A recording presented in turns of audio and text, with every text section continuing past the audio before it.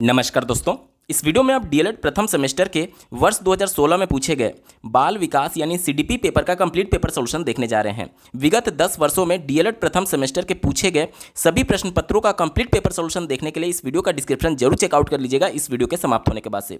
चलिए दोस्तों, आज के इस महत्वपूर्ण वीडियो को शुरू करते हैं। पहला प्रश्न आप अपने स्क्रीन पर देख पा रहे होंगे, बाल विकास का विभाजन कितनी अवस्थाओं में किया जाता है। तो बाल विकास का विभाजन 3 अवस्थाओं में किया जाता है। पहला शैशवावस्था, दूसरा बाल्यावस्था और तीसरा किशोरावस्था। ऑप्शन नंबर 2 सही जवाब है। अगला प्रश्न पूछा गया है, बालकों को पूर्वजों से प्राप्त होने वाला गुण कहा जाता है। तो इसे आनुवांशिकता कहा जाता है, यानी कि जैसे आपको आपके माता पिता से जो गुण मिला, आपके स्किन का कलर हो, आपकी हाइट हो, इस प्रकार की जो भी प्रॉपर्टीज हमें पूर्वजों से मिलती है, ये आनुवांशिकता बोला जाता है। ठीक है, चलिए बढ़ते हैं अगले प्रश्न की तरफ। तीसरा प्रश्न आप अपने स्क्रीन पर देख पा रहे होंगे, बुद्धि के समूह कारक सिद्धांत का प्रतिपादन किसने किया है। तो ये थर्स्टन के द्वारा किया गया था। ऑप्शन नंबर 3 यहाँ पर बिल्कुल एप्रोप्रिएट आंसर हो जाएगा। ठीक है, चलिए चौथा प्रश्न पूछा गया है, निम्नलिखित में से कौन सा परीक्षण बुद्धि का मापन करता है। तो यहाँ पर आप देख सकते हैं भाटिया बैटरी परीक्षण। ऑप्शन नंबर 4 यहाँ पर सटीक उत्तर होगा। बढ़ते हैं अगले प्रश्न की तरफ। पांचवा प्रश्न आप अपने स्क्रीन पर देख पा रहे होंगे, पूछा गया है, जीन पियाजे द्वारा बालक के संज्ञानात्मक विकास का वर्णन कितनी अवस्थाओं में किया गया है। तो इनके द्वारा 4 अवस्थाओं में संज्ञानात्मक विकास का वर्णन किया गया था जीन पियाजे के द्वारा। कौन कौन सी अवस्थाएं हैं? पहला है आपका संवेदी गामक अवस्था, दूसरा है आपका पूर्व संक्रियात्मक अवस्था, तीसरा मूर्त संक्रियात्मक अवस्था और चौथा अमूर्त संक्रियात्मक अवस्था। तो टोटल 4 अवस्थाएं जीन पियाजे के द्वारा बताई गई थी संज्ञानात्मक विकास के लिए। तो ऑप्शन नंबर 2 यहां पर बिल्कुल सटीक जवाब हो जाएगा। बढ़ते हैं अगले प्रश्न की तरफ। छठा प्रश्न आप अपने स्क्रीन पर देख पा रहे होंगे, वह मानवीय योग्यता जिसके आधार पर वह किसी नवीन रचना या विचार को प्रस्तुत करता है कहलाती है। तो जब भी किसी नए रचना की बात की जाती है तो उसे हम लोग क्रिएटिविटी बोलते हैं, जिसे हिंदी में सृजनात्मकता के नाम से जाना जाता है। ऑप्शन नंबर 3 यहाँ पर बिल्कुल एप्रोप्रिएट आंसर हो जाएगा। सातवां प्रश्न आप अपने स्क्रीन पर देखिए, दिया गया है, व्यक्ति का संपूर्ण व्यवहार प्रतिमान जो उसकी समस्त विशेषताओं के योग को व्यक्त करता है कहलाता है। व्यक्ति के अंदर जितनी भी समस्त विशेषताएं हैं उनको व्यक्त करने वाला वो क्या कहा जाएगा? पर्सनालिटी ही तो बोला जाएगा। और पर्सनालिटी को हिंदी में क्या बोलते हैं? व्यक्तित्व बोलते हैं। ऑप्शन नंबर 1 यहाँ पर बिल्कुल एप्रोप्रिएट आंसर हो जाएगा। ठीक है, चलिए बढ़ते हैं 8वें प्रश्न की तरफ। पूछा गया है, टीएटी व्यक्तित्व परीक्षण का निर्माण किसने किया था। तो टीएटी व्यक्तित्व परीक्षण का निर्माण जो था वो मरे एवं मॉर्गन के द्वारा किया गया था। ऑप्शन नंबर 4 सटीक उत्तर है। बढ़ते हैं अगले प्रश्न की तरफ। 9वां प्रश्न आप अपने स्क्रीन पर देख पा रहे होंगे, मनुष्य माफ कीजिएगा अनुभव एवं प्रशिक्षण के द्वारा व्यवहार में होने वाला परिवर्तन क्या कहलाता है। तो देखिए, अनुभव या फिर प्रशिक्षण यानी करके सीखने की बात की जा रही है, या फिर कर करके जो हमें अनुभव प्राप्त होता है उसके माध्यम से जो हमारे व्यवहार में परिवर्तन होता है उसे हम लोग सीखना बोलते हैं, यानी अधिगम बोलते हैं। ऑप्शन नंबर 3 यहाँ पर बिल्कुल एप्रोप्रिएट आंसर है।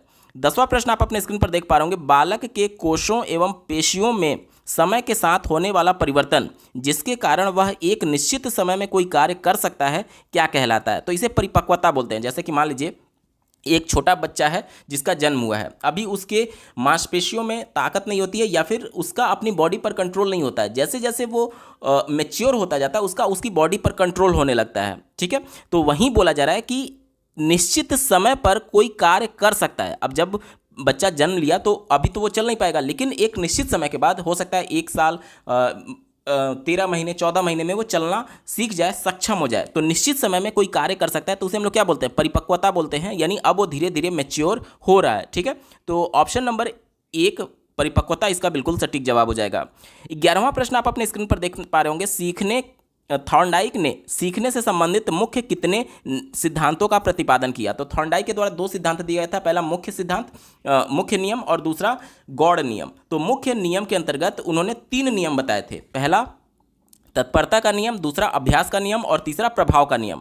तो उत्तर क्या हो जाएगा? ऑप्शन नंबर 2 में दिया गया है 3, तो ऑप्शन नंबर 2 यहाँ पर बिल्कुल एप्रोप्रिएट आंसर हो जाएगा। ठीक है, चलिए बढ़ते हैं अगले प्रश्न की तरफ। 12वां प्रश्न आप अपने स्क्रीन पर देख पा रहे होंगे, पूछा गया है, पावलोव ने अपने सीखने के सिद्धांत का प्रतिपादन किसके ऊपर किया था। तो पावलोव ने कुत्ते के ऊपर किया था। उन्होंने पहले घंटी बजाई, उसके बाद से तुरंत भोजन देते थे और उसके वजह से कुत्ते के मुंह से लार टपकने लगता था। बार बार ये प्रक्रिया दोहराने के बाद से कुत्ते को ये एहसास हुआ कि जब भी घंटी बजती है तो भोजन मिलता है तो कई बार ये प्रक्रिया दोहराने के बाद से वो भोजन ना दे करके डायरेक्टली केवल घंटी बजाने लगे। उसके बाद से कुत्ता बिना भोजन देखे ही मुंह से लार टपकाने लगा। यानी भोजन जो यहाँ पर उद्दीपक था, स्टिमुलस था, उसको रिप्लेस कर दिया गया एक बनावटी उद्दीपक से। किससे? घंटी से। क्योंकि केवल घंटी की आवाज़ सुन करके वो क्या करने लगता था? लार टपकाने लगता था। तो पावलोव ने किसके ऊपर परीक्षण किया था? उन्होंने कुत्ते के ऊपर किया था। ऑप्शन नंबर 3 यहाँ पर बिल्कुल एप्रोप्रिएट आंसर हो जाएगा। बढ़ते हैं अगले प्रश्न की तरफ। 13वां प्रश्न आप अपने स्क्रीन पर देख पा रहे होंगे। पूछा गया है थॉर्नडाइक ने अपने सीखने के सिद्धांत का प्रतिपादन किसके ऊपर किया था? तो थॉर्नडाइक ने बिल्ली के ऊपर किया था। ऑप्शन नंबर 4 यहाँ पर बिल्कुल एप्रोप्रिएट आंसर हो जाएगा। 14वां प्रश्न आप अपने स्क्रीन पर देखिए। कोहलर के सीखने के सिद्धांत को किस नाम से जाना जाता है? तो कोहलर ने चिंपैंजी के ऊपर परीक्षण किया था। इन्होंने उनको एक पिंजड़े चिंपैंजी को एक पिंजड़े में बंद कर दिया था और बाहर एक केला रख दिया था। अब उसके अंदर बहुत सारी छड़ी थी, तो पूरे सिचुएशन को देकर के उसने छड़ी से केले को प्राप्त कर लिया। इसके बाद से उसी पिंजड़े में ऊपर उन्होंने केले को टांग दिया और उसमें एक मेज था, एक तरीके से छड़ी था। तो यहाँ पर भी पूरी परिस्थिति को देखते हुए उसने क्या किया? चिंपैंजी ने मेज पर चढ़ करके और छड़ी से उस केले को प्राप्त कर लिया। यानी कि पूरी परिस्थिति को समझ करके और वहाँ पर एक्शन लेना, इसी को बोलते हैं पूर्ण आकृति या फिर समग्र सिद्धांत। ये सिद्धांत किसके द्वारा दिया गया था? कोहलर के द्वारा, जिन्होंने चिंपैंजी पर यह परीक्षण किया था। ऑप्शन नंबर 1 यहाँ पर बिल्कुल एप्रोप्रिएट आंसर हो जाएगा। बढ़ते हैं अगले प्रश्न की तरफ। 15वां प्रश्न आप अपने स्क्रीन पर देख पा रहे होंगे। व्यक्ति की वह मनोस्थिति जिसके द्वारा वह विभिन्न परिस्थितियों में सामाजिक और व्यक्तिगत समायोजन करने में समर्थ होता है कहलाता है। देखिए, किसी भी चीज़ से समायोजन करना, यानी कि वहाँ पर आप एडजस्ट कर पा रहे हैं। एडजस्ट को हिंदी में क्या बोलते हैं? सामंजन बोलते हैं। यानी कि आप वहाँ पर सामंजस्य बैठा पा रहे हैं। ऑप्शन नंबर 1 यहाँ पर बिल्कुल एप्रोप्रिएट आंसर हो जाएगा। यानी किसी भी परिस्थिति के अनुसार अपने आप को ढालना ही समंजन कहलाता है। ऑप्शन नंबर 1 सही जवाब है। दोस्तों, यहाँ से अति लघुत्तरीय प्रश्न शुरू हो रहे हैं। 16वां प्रश्न आप अपने स्क्रीन पर देख पा रहे होंगे। बाल विकास के अंतर्गत बाल्यावस्था की अवधि कौन सी मानी जाती है? तो बाल्यावस्था की जो अवधि होती है वो 6 से 12 साल मानी जाती है। और इसमें भी अगर डीप में आपसे पूछे तो 6 से लेकर के 9 वर्ष तक की जो अवधि होती है उसे पूर्व बाल्यावस्था बोलते हैं, और 9 से लेकर के 12 साल की जो अवधि होती है उसे उत्तर बाल्यावस्था बोलते हैं। ठीक है, तो चूंकि हमसे केवल बाल्यावस्था की अवधि पूछा गया तो आप लिखेंगे बाल्यावस्था की जो अवधि होती है वो 6 से 12 वर्ष मानी जाती है। ठीक है, चलिए अगला प्रश्न पूछा गया है। अशिक्षित व्यक्ति बालकों के बुद्धि का मापन किस परीक्षण से किया जाता है? तो अशिक्षित यानी कि जो कि पढ़े लिखे नहीं है, और उनके लिए उनकी बुद्धि का मापन करने के लिए आर्मी बीटा परीक्षण का प्रयोग किया जाता है। ठीक है, तो आप उत्तर लिख सकते हैं इसके बुद्धि का मापन किस परीक्षण द्वारा किया जाता है? तो आप लिख सकते हैं आर्मी बीटा परीक्षण। ठीक है, आर्मी बीटा परीक्षण के द्वारा इसका मापन किया जाता है। कैसे व्यक्ति? अशिक्षित व्यक्ति का। ठीक है, चलिए अगले प्रश्न की तरफ बढ़ते हैं। बालक के संवेगात्मक विकास से संबंधित विकासात्मक सिद्धांत का प्रतिपादन किसने किया है?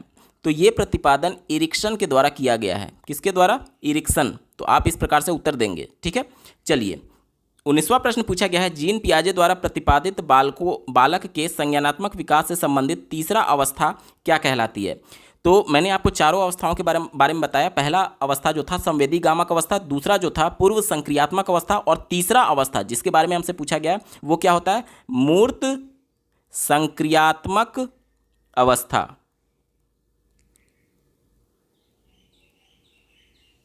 ठीक है, तो आप इस प्रकार से उत्तर देंगे कि जीन पियाजे द्वारा प्रतिपादित संज्ञानात्मक विकास से संबंधित तीसरी अवस्था का नाम मूर्त संक्रियात्मक अवस्था है, और चौथी अवस्था कौन सा होता है? अमूर्त संक्रियात्मक अवस्था। हमसे केवल तीसरी अवस्था के बारे में पूछा गया था, तो आपका उत्तर हो जाएगा मूर्त संक्रियात्मक अवस्था। ठीक है, अगला प्रश्न पूछा गया है। क्रंदन, बलबलाना, हाव भाव, वाक्य निर्माण बालक में किस आयाम के विकास की अवस्थाएं हैं?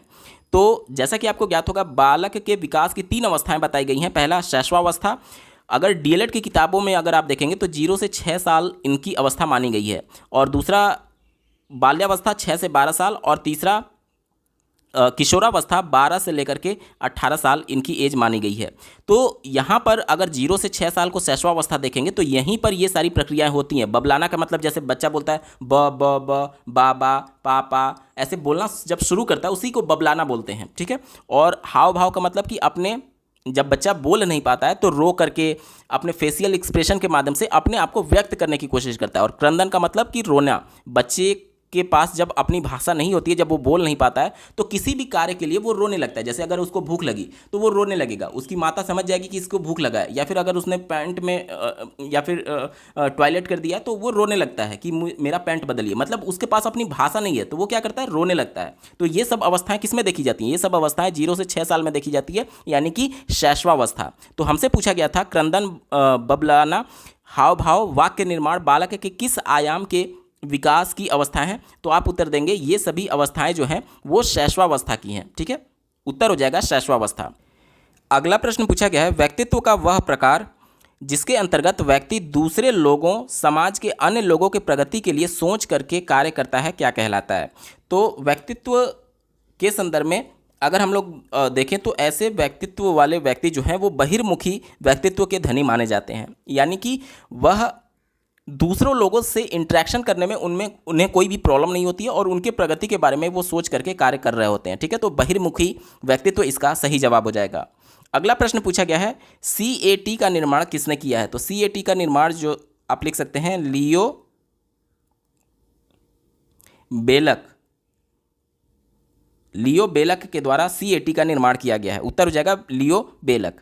अगला प्रश्न पूछा गया है स्टैनले हॉल ने किशोरावस्था को कौन सा अवस्था कहा है? तो किशोरावस्था में आप देखेंगे जो 12 से 18 साल की अवस्था होती है उसमें बच्चे के शरीर में विभिन्न प्रकार के परिवर्तन होते हैं, अचानक से वो परिवर्तन होने लगता है। जैसे कि अगर महिला है तो उसमें अलग से शारीरिक उभार और अगर पुरुष है तो उसमें कुछ अलग से शारीरिक उभार देखने को मिलता है, जिससे जो बच्चा है वो अचानक से अपने शरीर में इस प्रकार के बदलाव को देख करके परेशान हो जाता है, उत्तेजित हो जाता है और चिड़चिड़ा हो जाता है। स्टैनले हॉल ने किशोरावस्था को तनाव, दबाव और संघर्ष की अवस्था कहा है। क्यों? क्योंकि ये सभी चीज़ों को देख करके वो तनाव में आ जाता है, बच्चा एक तरीके से उसके अंदर खुद से ही संघर्ष चलने लगती है। इसीलिए स्टैनले हॉल ने किशोरावस्था को तनाव, दबाव और संघर्ष की अवस्था कहा है। तो आपका उत्तर क्या हो जाएगा? किशोरावस्था को कौन सी अवस्था कहा है? तो तनाव, दबाव और संघर्ष की अवस्था। ठीक है, इस प्रकार से आप उत्तर लिख करके देंगे। ठीक है, स्टैनले हॉल ने किशोरावस्था को तनाव, दबाव और संघर्ष की अवस्था कहा है। अगला प्रश्न पूछा गया है वह शक्ति जिसके द्वारा व्यक्ति किसी कार्य को करने या ना करने के लिए बाध्य हो जाता है, क्या कहलाती है? तो इसे दृढ़ इच्छा शक्ति कहते हैं। दृढ़ इच्छा शक्ति, जैसे कि मान लीजिए कोई एक गरीब परिवार में जन्मा कोई बालक है, उसके अंदर ये दृढ़ इच्छा शक्ति रहती है कि मैं कैसे भी करके अपने परिवार का आर्थिक स्थिति मजबूत करने के लिए काम करूंगा, और इसके लिए वो बचपन से ही मोटिवेटेड रहता है पढ़ाई के प्रति या फिर अगर आप देखेंगे काम के प्रति। क्यों? क्योंकि उसे अपने घर की गरीबी दिख रही है और इसलिए वो पहले से दृढ़ संकल्पित है काम करने के लिए या फिर पढ़ाई करके अच्छी नौकरी लेने के लिए। अब पहले से कोई बच्चा है जिसे सारी सुख सुविधाएं मिल रही हैं तो उसमें इस प्रकार की इच्छा शक्ति देखने को नहीं मिलेगी। क्यों? क्योंकि वो ऑलरेडी उन सभी सुख को भोग रहा है। लेकिन जो गरीब परिवार में, जाहिर सी बात है, वो उन सभी सुख से अभी अनभिज्ञ है और अपने परिवार के उन सभी सुविधाओं को देने के लिए वो तत्पर दिखेगा, और इसीलिए इस प्रकार की कोई भी शक्ति जो कि किसी कार्य को करने के लिए किसी व्यक्ति को बाध्य करती है या फिर ना करने के लिए बाध्य करती है, उसे हम लोग दृढ़ इच्छा शक्ति कहते हैं। यहां तक क्लियर हो गया? अगला प्रश्न पूछा गया है सीखने से संबंधित प्रभाव का नियम किसने प्रतिपादित किया? तो इसका उत्तर हो जाएगा थॉर्नडाइक ने किया था। किसने किया था? थॉर्नडाइक इसका सही जवाब हो जाएगा। और प्रभाव का नियम क्या बताता है? प्रभाव का नियम ये बताता है, इसमें थॉर्नडाइक ने ये कहा था कि अगर कोई काम करने से किसी को पॉजिटिव रीइंफोर्समेंट मिल रहा है तो वो उस काम को बार बार करना चाहेगा। जैसे कि मान लीजिए कि आप मेहनत कर रहे हैं, पढ़ाई कर रहे हैं और आपके अच्छे नंबर आए तो आप क्या करेंगे? और ज़्यादा मोटिवेट होंगे और ज़्यादा मेहनत करने के लिए। तो इसे ही बोलते हैं प्रभाव का नियम। या फिर मान लीजिए कि आप कहीं पर नौकरी कर रहे हैं, नौकरी करने के साथ अगर आपको इंसेंटिव मिला तो आप और ज़्यादा मेहनत करने की कोशिश करेंगे, यानी कि वो रीइंफोर्समेंट की वजह से आप उस चीज़ को और ज़्यादा करने के लिए तत्पर होते हैं। इसी को बोलते हैं प्रभाव का नियम, और ये किसने दिया है? थॉर्नडाइक ने दिया है। ठीक है, चलिए अगला प्रश्न पूछा गया है कोहलर ने अपने सीखने के सिद्धांत का प्रतिपादन किसके ऊपर किया था? तो मैंने आपको बताया था कि चिंपैंजी के ऊपर किया था, तो उत्तर क्या हो जाएगा? चिंपैंजी पर। अगला प्रश्न पूछा गया है पावलाव द्वारा अपने प्रयोग में पहले घंटी बजती थी फिर भोजन दिया जाता था, यह प्रक्रिया कई बार होने के अंत में क्या पाया गया? तो पावलाव क्या करते थे? एक कुत्ते को बांध करके वो पहले घंटी बजाते थे फिर भोजन देते थे। इससे क्या होता था कि कुत्ते के मन में ये स्थिति बैठ गई कि घंटी बजने के बाद हमें भोजन मिलेगा ही मिलेगा। तो कुत्ता जो था वो भोजन दे करके लार टपकाने लगता था। यहाँ पर स्टिमुलस जो है यानी उद्दीपक, उद्दीपक क्या होता है? वह प्रक्रिया जिसके अंतर्गत किसी भी जीव के अंदर किसी कार्य को करने की उत्तेजना उत्पन्न हो जाए, उसी को उद्दीपक बोलते हैं। जैसे कि मान लीजिए कि अचानक से आपके आंख पर तेज रोशनी पड़ी, जिसके वजह से आपके जो पलकें हैं वो अचानक से झपक गई, तो आपने क्या किया? उस लाइट को देख करके प्रतिक्रिया किया। तो आपका पलक का झपकना आपकी प्रतिक्रिया है। और किस वजह से ये हुआ? उस तेज लाइट की वजह से। तो जिसकी वजह से आप उस कार्य को करने के लिए प्रेरित हुए, उसे उद्दीपक बोला जाएगा। यानी कि यहां पर तेज लाइट जो था वो उद्दीपक बोला जाएगा। इसी प्रकार से भोजन को देख करके कुत्ते के मुंह में लार का टपकना, यहां पर भोजन क्या है? उद्दीपक है, जिसकी वजह से उसके मुंह में लार टपक रहा है। और उस कुत्ते के द्वारा लार का टपकाना क्या कहा जाएगा? प्रतिक्रिया बोला जाएगा। तो यहां पर जो नेचुरल स्टिमुलस था, भोजन था, जिसकी वजह से कुत्ते के मुंह में लार आ रहा था। लेकिन पहले वो क्या करते थे कि पहले घंटी बजाते थे, उसके बाद उसको भोजन देते थे। तो बार बार ये प्रक्रिया जब दोहराया गया तो कुत्ते के मन में ये बैठ गया कि घंटी बजने के तुरंत बाद मुझे भोजन मिलता है। तो इसके बाद से वो क्या करने लगा कि कई बार जब ये प्रक्रिया दोहराई गई तो बिना भोजन देखे केवल घंटी बजने से उसके मुंह से लार टपकने लगती थी। यानी कि जो एक्चुअल, जो नेचुरल स्टिमुलस था, उद्दीपक था भोजन, उसको रिप्लेस किससे कर दिया गया? एक आर्टिफिशियल उद्दीपक, एक आर्टिफिशियल स्टिमुलस जो कि घंटी था। तो हमसे यही पूछा गया कि इसके अंत में क्या पाया गया? तो इसके अंत में ये पाया गया कि जो नेचुरल यानी स्वाभाविक जो उद्दीपक था उसको रिप्लेस कर दिया गया, यानी उसको प्रतिस्थापित कर दिया गया एक आर्टिफिशियल यानी कि बनावटी उद्दीपक से। ठीक है। और उस बनावटी उद्दीपक केवल घंटी बजाने मात्र से कुत्ता लार टपकाने लगता था। ठीक है, चलिए यहां तक क्लियर हो गया। अगला प्रश्न पूछा गया है, नियमित दिनचर्या, सबके साथ समायोजन, आत्मविश्वास, संवेगात्मक परिपक्वता और आत्म मूल्यांकन की क्षमता किसका प्रमुख लक्षण है? तो इसका उत्तर हो जाएगा व्यक्तित्व के, क्योंकि आपकी जो पर्सनालिटी है उसी के अंतर्गत आप कॉन्फिडेंट होते हैं या फिर अंडर कॉन्फिडेंट होते हैं। संवेगात्मक परिपक्वता यानी आपकी पर्सनालिटी से ही ये पता चलेगा कि आप किसी चीज़ को लेकर के कितना भावुक हैं। जैसे मान लीजिए आपने कुछ एक तरीके से किसी के साथ गलत होते हुए देखा, तो आप कितना ज़्यादा भावुक हो जाएंगे, ये आपकी पर्सनालिटी के हिसाब से चीज़ें डिसाइड हो रही होती हैं। या फिर आप अपना खुद का मूल्यांकन कैसे करते हैं, ये सभी क्षमताएँ, आपकी दिनचर्या क्या है, जैसे आप सुबह कितने बजे उठते हैं, देर रात कितने बजे सोते हैं, तो ये सब आपकी पर्सनालिटी के पार्ट होते हैं। यही हमसे पूछा गया है। तो ये किसका प्रमुख लक्षण है? तो ये आपका व्यक्तित्व का लक्षण है। ठीक है, चलिए बढ़ते हैं अगले प्रश्न की तरफ। अगला प्रश्न पूछा गया है, जीन पियाजे ने बालक के संज्ञानात्मक विकास में किन दो प्रक्रियाओं का वर्णन किया है? देखिए यहाँ पर प्रक्रिया की बात की जा रही है, अवस्था नहीं पूछा गया है। अवस्था जब पूछा जाएगा तो वहाँ पर चारों अवस्था, जैसे कि पूर्व संक्रियात्मक हो गया, संवेदीगामक, पूर्व संक्रियात्मक, मूर्त संक्रियात्मक और अमूर्त संक्रियात्मक की बात आएगी। लेकिन यहाँ पर प्रक्रिया पूछा गया, तो प्रक्रिया के अंतर्गत आप एसिमिलेशन यानी कि आत्मसात्करण और एकोमोडेशन यानी कि समायोजन का यहाँ पर जिक्र करेंगे। ये सिर्फ एक नंबर का है, तो सिर्फ नाम लिखकर भी आप छोड़ देंगे तो आपको पूरा नंबर मिलने की संभावना रहेगी। ठीक है, हालांकि अगर आप चाहें तो एक एक लाइन वहाँ पर एक्सप्लेन कर सकते हैं। ठीक है, चलिए अगला प्रश्न पूछा गया है, पूर्व ज्ञान, विषय वस्तु, शारीरिक स्वास्थ्य एवं परिपक्वता, मानसिक स्वास्थ्य एवं परिपक्वता, अधिगम की इच्छा, प्रेरणा आदि किसे प्रभावित करने वाले कारक माने जाते हैं? तो ये सभी सीखने की, जिसे आप अधिगम भी बोलते हैं, अधिगम को प्रभावित करने वाले कारक माने जाते हैं। कैसे? ध्यान से समझिएगा। अगर कोई बच्चा पहली बार प्राइमरी में जाता है तो वो पहले अपने वातावरण से जो कुछ भी देखा हुआ है उससे जोड़ करके उसको बताया जाता है। जैसे बच्चे को अल्फ़ाबेट सिखाना है ABCD, तो बच्चे को A फॉर एप्पल बताया जाता है। क्यों? क्योंकि बच्चा जब 6 साल का, जब पहली बार कक्षा 1 में प्राइमरी में गया तो वो कभी ना कभी एप्पल जरूर खाया होगा। तो उस एप्पल, ये क्या हो गया? ये इसका पूर्व ज्ञान हो गया। और इसके पूर्व ज्ञान से जोड़ करके अल्फ़ाबेट सिखाया जा रहा है, यानी पूर्व ज्ञान से जोड़ करके हम बच्चे को क्या कर रहे हैं? नई चीज़ें सिखा रहे हैं, यानी अधिगम करा रहे हैं। इसके बाद से विषय वस्तु, यानी जो कंटेंट बच्चे को सिखाना है।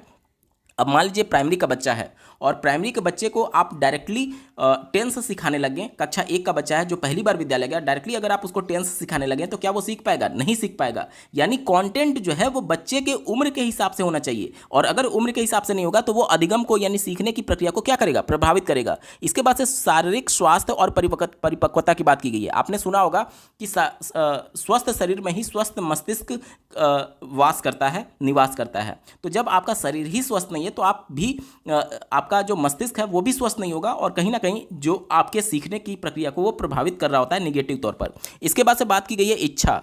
अब मान लीजिए कि आप किसी बच्चे को पढ़ा रहे हैं, आप उसको लाख मार करके पीट करके पढ़ा लेंगे, पढ़ाने की कोशिश करेंगे, लेकिन अगर खुद से वो इच्छा नहीं रखता है पढ़ने की तो कितना भी आप कोशिश करेंगे वो नहीं सीख पाएगा। यानी इच्छा क्या कर रही है, उसके सीखने की प्रक्रिया को प्रभावित कर रही है। इसके बाद से प्रेरणा की बात की जाती है। प्रेरणा दो प्रकार से होता है, पहला इंटरनल मोटिवेशन और दूसरा एक्सटर्नल मोटिवेशन। जैसे मान लीजिए कोई बच्चा नहीं पढ़ रहा है, आप उसको बोलेंगे कि बेटा पढ़ाई कर लो, मैं आपको इसके बाद चॉकलेट दूंगा, तो वो क्या करेगा, उसके अंदर मोटिवेशन आएगा कि चलो ठीक है मैं पढ़ाई कर लेता हूँ, इसके बाद मुझे चॉकलेट मिलेगा। तो वो बाहरी कारक के हिसाब से वो पढ़ाई कर रहा है, यानी वो चॉकलेट पाने के लिए पढ़ाई कर रहा है, तो इसे क्या बोलेंगे, एक्सटर्नल मोटिवेशन यानी बाहरी प्रेरणा बोलेंगे। और दूसरा होता है इंटरनल मोटिवेशन। जैसे मान लीजिए कोई बच्चा गरीब परिवार में जन्म लिया और वो बचपन से अपना गरीबी देख रहा है और उसके अंदर ये इंटरनल मोटिवेशन जनरेट हो गया कि मुझे मेरे परिवार के लिए आर्थिक स्थिति सुधारने के लिए कुछ ना कुछ करना है, तो ये बच्चा खुद से पढ़ाई करने के लिए प्रेरित होगा। क्यों? क्योंकि उसके अंदर इंटरनली आग लगी हुई है कुछ ना कुछ करने के लिए। तो इसे हम लोग क्या बोलेंगे, इंटरनल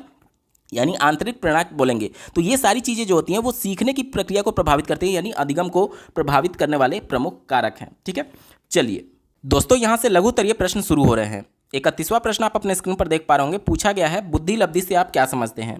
तो बुद्धि लब्धि के बारे में आप लिख सकते हैं कि बुद्धि लब्धि मानसिक आयु और वास्तविक आयु के बीच का अनुपात होता है। बुद्धि लब्धि व्यक्ति की सामान्य योग्यता के विकास की गति का निर्धारण करती है। जैसे कि अगर मैं बुद्धि लब्धि यानी आईक्यू का अगर आपके सामने फार्मूला लिखूं तो क्या होता है, इसका फार्मूला होता है mental age divided by current age into 100। यानी कि मेंटल एज क्या हो गया, जैसे मान लीजिए कि एक बच्चा है जो कि 10 साल का है, 10 साल का है तो किस क्लास में होगा, वो होगा 6 साल का होगा तो 1 में जाएगा, 7 का होगा तो 2 में जाएगा, 8 का होगा तो 3 में जाएगा, 9 का होगा तो 4 में जाएगा और 10 का होगा तो 5 में जाएगा। ठीक है, यहाँ पे ये कक्षा 5 का बच्चा है। अब मान लीजिए कक्षा 5 में रहते हुए वो, ये क्लास 5 की मैं बात कर रहा हूँ, और क्लास 5 में रहते हुए अगर वो क्लास 7 का प्रॉब्लम सॉल्व कर पा रहा है तो क्लास 7 में वो कितने साल का होगा, तो जाएगा 12 साल का। अब यहाँ पर देखिए उसकी करंट एज क्या होगी, करंट एज कक्षा 5 में है यानी करंट एज उसकी 10 साल है, ये 10 साल उसकी करंट एज है। और मेंटल एज क्या है, क्लास 7 के वे प्रश्न को सॉल्व कर पा रहा है, यानी मेंटल एज इसकी क्या हो जाएगी, 12 साल हो जाएगी। यानी ये इसकी करंट एज हो गई और 12 साल इसकी मेंटल एज हो गई। तो इसका आईक्यू कैसे निकालेंगे, आप देखिए सबसे ऊपर मेंटल एज है यानी 12 divided by current age 10 into 100 हो जाएगा। अब यहाँ से इसको मल्टीप्लाई कर देंगे तो इसका आईक्यू लेवल कितना आ जाएगा, 120 आ जाएगा। तो आईक्यू लेवल हमें ये बताता है कि किसी बच्चे का मानसिक विकास किस गति से हो रहा है। ठीक है, तो इस प्रकार से आप इसको एक्सप्लेन कर सकते हैं। अगला प्रश्न पूछा गया है अंतर्मुखी व्यक्तित्व से आप क्या समझते हैं। तो युंग के द्वारा जो व्यक्तित्व है उसको 3 भागों में बांटा गया, पहला बहिर्मुखी, दूसरा अंतर्मुखी और तीसरा उभयमुखी।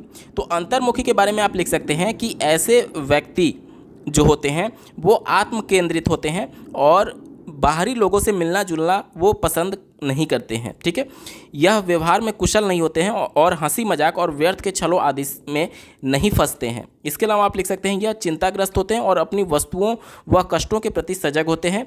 ये भाव प्रधान होते हैं, आत्मचिंतन करते हैं। साथ ही साथ आप लिख सकते हैं ये स्वयं के लिए चिंताशील होते हैं और शांत मुद्रा में रहते हैं। तो इस प्रकार से आप अंतर्मुखी व्यक्तित्व के बारे में एक्सप्लेन कर सकते हैं। अगला प्रश्न पूछा गया है जीन पियाजे द्वारा प्रतिपादित विकास की अवस्था के अंतर्गत पूर्व संक्रियात्मक अवस्था का तात्पर्य क्या है। तो पूर्व संक्रियात्मक अवस्था के बारे में आप लिख सकते हैं कि इसकी जो अवस्था होती है वो 2 से 7 साल मानी जाती है। जो जीन पियाजे ने 4 अवस्थाएं बताई थी, पहला संवेदीगामक अवस्था, उसके बाद से पूर्व संक्रियात्मक अवस्था, मूर्त संक्रियात्मक अवस्था और अमूर्त संक्रियात्मक अवस्था। तो हमसे पूर्व संक्रियात्मक अवस्था के बारे में पूछा जा रहा है, तो इसका जो वर्ष में टाइम बॉन्ड होता है वो 2 से 7 साल का होता है। और 2 साल का जब बच्चा यानी जब संवेदीगामक अवस्था में था तो उस समय वह स्व केंद्रित होता है, यानी अपने में ही खोया रहता है।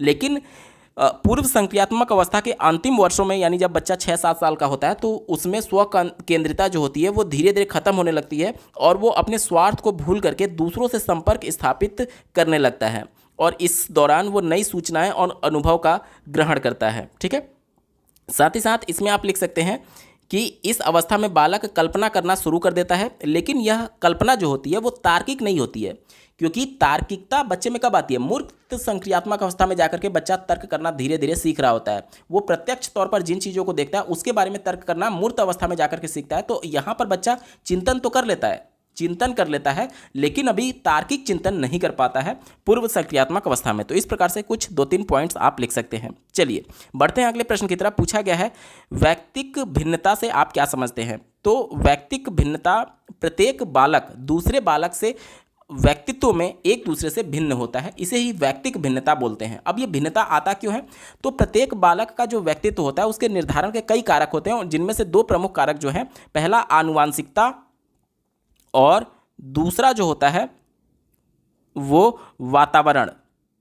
इन दोनों के वजह से ही बच्चा एक दूसरे से अलग होता है, यानी भिन्न होता है। अब ये आनुवांशिकता का मतलब क्या हो गया कि बच्चे को उसके माता पिता से जो भी प्रॉपर्टीज मिल रही हैं, इसकी वजह से हो सकता है कि एक बच्चा जो जिसके माता पिता अलग हैं, वो दूसरे बच्चे जिसके माता पिता अलग हैं उनको अलग अलग प्रॉपर्टी मिली होगी, इसलिए एक दूसरे से वो भिन्न होंगे।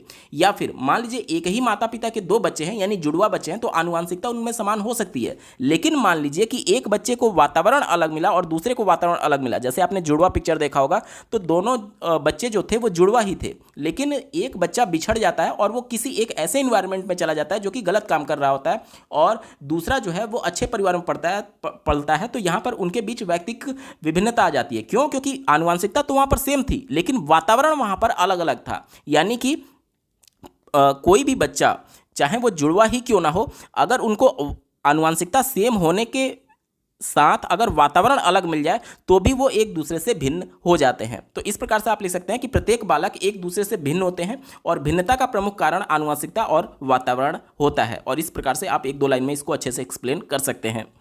अगला प्रश्न पूछा गया है कल्पना से आप क्या समझते हैं? इसके बारे में आप लिख सकते हैं कि दूरस्थ या फिर परोक्ष वस्तुओं के संबंध में चिंतन करना ही कल्पना कहलाता है। और अगर मैं डीप में आपको बताने की कोशिश करूं तो कल्पना एक मानसिक क्रिया है जिसमें गत अनुभव यानी पहले के अनुभव को या उन वस्तुओं को जो कि सामने उपस्थित नहीं होता है उसे नवीन रूप में संगठित करके और सजा करके पुनः स्मरण किया जाता है, इसे ही कल्पना कहते हैं। जैसे मान लीजिए कि आज शाम को आपको पार्टी में जाना है, तो आप पहले से सोचने लगते हैं कि मैं पार्टी में जाऊंगा तो क्या क्या करूंगा, किससे मिलूंगा, कैसे रिएक्ट करूंगा, क्या खाना खाऊंगा, क्या चीज़ें होंगी। इस प्रकार से चीज़ों को पहले से ही जो आपके समक्ष नहीं है उनको पहले से ही अगर आप उसके बारे में चिंतन कर रहे हैं तो इसे ही कल्पना बोला जाता है। ठीक है, चलिए बढ़ते हैं अगले प्रश्न की तरफ। अनुकरण द्वारा सीखने से क्या तात्पर्य है? तो अनुकरण का मतलब होता है कि किसी को देख करके उसका नकल करना। तो अनुकरण के द्वारा सीखना, जैसे अगर मैं आपको बताऊं तो बच्चा जब शैशवावस्था में रहता है, बाल्यावस्था में रहता है, तो इस दौरान बच्चा नकल करके ही सीखता है। अगर आप देखेंगे बच्चा भाषा कैसे सीखता है, बच्चा जब जन्म लेता है तो उसकी अपनी कोई भाषा नहीं होती है, लेकिन जिस प्रकार से अपने वातावरण में अपने माता पिता को बोलते हुए देखता है या फिर आसपास में लोगों को बोलते हुए देखता है, उन्हीं का हूबहू वो अनुकरण करने लगता है, कॉपी करने लगता है। और इसी को बोलते हैं अनुकरण द्वारा सीखना, यानी दूसरों की कॉपी करके, दूसरों का नकल करके सीखना ही अनुकरण द्वारा सीखना कहलाता है। बढ़ते हैं अगले प्रश्न की तरफ। सीखने के तत्परता के नियम से आप क्या समझते हैं? तो ये जो तत्परता का नियम है, ये थॉर्नडाइक का मुख्य जो 3 नियम था उनमें से एक नियम है। तत्परता का नियम के अंतर्गत थॉर्नडाइक ने यह बताया कि कोई बालक सीखने के लिए अगर तत्पर होगा तभी उसे सिखाया जा सकता है। जैसे मान लीजिए कि आप किसी बच्चे को एज ए टीचर पढ़ा रहे हैं, लेकिन वो पढ़ने के लिए तैयार ही नहीं है, वो बार बार भाग रहा है, इधर उधर कर रहा है, तो क्या वो सीख पाएगा? नहीं सीख पाएगा। जब तक वो खुद से तत्पर नहीं होगा सीखने के लिए, खुद से तैयार नहीं होगा, तब तक चाहकर भी उसे मार पीट करके सिखाया नहीं जा सकता है। इसे ही बोला जाता है तत्परता का नियम। बढ़ते हैं अगले प्रश्न की तरफ। 38वां प्रश्न आप अपने स्क्रीन पर देख पा रहे होंगे। मानसिक थकान से आप क्या समझते हैं? तो देखिए, मानसिक थकान एक तो होता है शारीरिक थकान, दूसरा मानसिक थकान। शारीरिक थकान यानी कि आपकी बॉडी इस प्रकार से थक गई है कि आपका जो बॉडी और आपके माइंड में कोऑर्डिनेशन नहीं हो पा रहा है। जैसे मान लीजिए आप चलना चाह रहे हैं, लेकिन आपका पैर इतना थक गया है कि आप चल ही नहीं पा रहे हैं। यानी आपका माइंड तो आपको, आपके पैर को सिग्नल दे रहा है कि आपको मूव करना है, लेकिन आपका पैर थका हुआ है जिसकी वजह से वो मूव नहीं कर पा रहा है। तो इसे बोलते हैं शारीरिक थकान। और दूसरा होता है मानसिक थकान। मानसिक थकान में क्या होता है कि आपका जो माइंड है वो उन चीज़ों पर कॉन्सेंट्रेट नहीं कर पाता है, यानी उन चीज़ों के बारे में नहीं सोच पाता है जिसके बारे में आप सोचना चाहते हैं। जैसे मान लीजिए कि आप पढ़ाई कर रहे हैं, पढ़ाई करते करते करते करते करते बहुत ज़्यादा समय हो चुका है और उसके बाद से आप एक कॉन्सेंट्रेटेड अवस्था में चले जाते हैं, एक ऐसी अवस्था में चले जाते हैं जहाँ पर आपका माइंड आपको सपोर्ट नहीं कर पा रहा होता, यानी आप चीज़ों को पढ़ तो रहे हैं लेकिन वो चीज़ें आपको समझ में नहीं आ रही हैं। इसी को बोलते हैं मानसिक थकान, यानी कि जो चीज़ें आप एक तरीके से चिंतन करना चाहते हैं उस पर चिंतन ना कर पाना ही मानसिक थकान कहलाता है। ठीक है, चलिए बढ़ते हैं अगले प्रश्न की तरफ। कोहलर के अंतर्दृष्टि सिद्धांत से आप क्या समझते हैं? तो कोहलर जो थे वो गेस्टाल्टवादी थे और इनके द्वारा चिंपैंजी पर एक परीक्षण किया गया जिसका नाम सुल्तान था। सबसे पहले 2 परीक्षण इन्होंने किया था। पहले परीक्षण में चिंपैंजी को इन्होंने रूम में बंद कर दिया था और रूम के ऊपर यहाँ पर केला टांग दिया था और यहाँ पर कुछ बॉक्स रख दिए थे, टेबल टाइप के बॉक्स थे और यहाँ पर चिंपैंजी था। चिंपैंजी इसको कूद कूद करके इस केले को प्राप्त करने की कोशिश करता है लेकिन वो कूद करके केले को प्राप्त नहीं कर पाता है।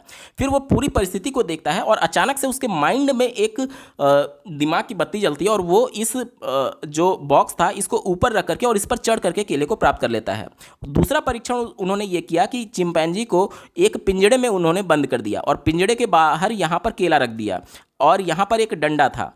तो चिंपैंजी जो था वो केले को प्राप्त करने की कोशिश कर रहा था लेकिन वो नहीं कर पा रहा था और कुछ समय बाद वो डंडा उठाता है और इस केले को खींच करके प्राप्त कर लेता है। तो यहाँ पर इन दोनों प्रयोग के माध्यम से जो कोहलर थे उन्होंने ये निष्कर्ष निकाला कि जो अभ्यास होता है उसका सीखने में कोई रोल नहीं है। पूरी परिस्थिति को एक बार में देख करके और उस परिस्थिति के अनुसार अचानक से जो उद्दीपक और अनुक्रिया के बीच में संबंध स्थापित होता है वो अचानक से होता है और इसी को अंतर्दृष्टि का सिद्धांत कहा था कोहलर ने। ठीक है, तो कोहलर ने इससे पहले जो थॉर्नडाइक ने नियम दिया था अभ्यास का नियम, उसका आलोचना करते हुए ये कहा था कि अभ्यास की जरूरत नहीं पड़ती है या फिर किसी भी प्रकार की प्रैक्टिस की जरूरत नहीं पड़ती है। जो सीखना होता है, जो अधिगम होता है वो अचानक होता है पूरी परिस्थिति को देख करके। और ऐसे 2 प्रयोग के माध्यम से उन्होंने अपने अंतर्दृष्टि सिद्धांत को प्रतिपादित किया था। इस प्रकार से आप लिख सकते हैं। चलिए बढ़ते हैं दोस्तों, हम लोग इस पेपर के बिल्कुल अंतिम पड़ाव में आ चुके हैं। अभी तक का आपको ये वीडियो कैसा लगा कमेंट के माध्यम से जरूर बताइएगा, क्योंकि आपका एक कमेंट मुझे मोटिवेट करेगा ऐसे ही महत्वपूर्ण वीडियो लाने के संदर्भ में। इस प्रश्न पत्र का अंतिम प्रश्न आप अपने स्क्रीन पर देख पा रहे होंगे, सीखने में परिपक्वता का योगदान बताइए। तो देखिए परिपक्वता क्या होता है, इसे अंग्रेजी में मैच्योरिटी बोलते हैं। तो कोई भी चीज़ आप जब मैच्योर होंगे उस चीज़ को सीखने के लिए तभी सीख पाएंगे। जैसे मान लीजिए कि कक्षा 1 का बच्चा है, कक्षा 1 का जब बच्चा होगा तो उसकी एज कितनी साल की होगी? 6 साल की होगी।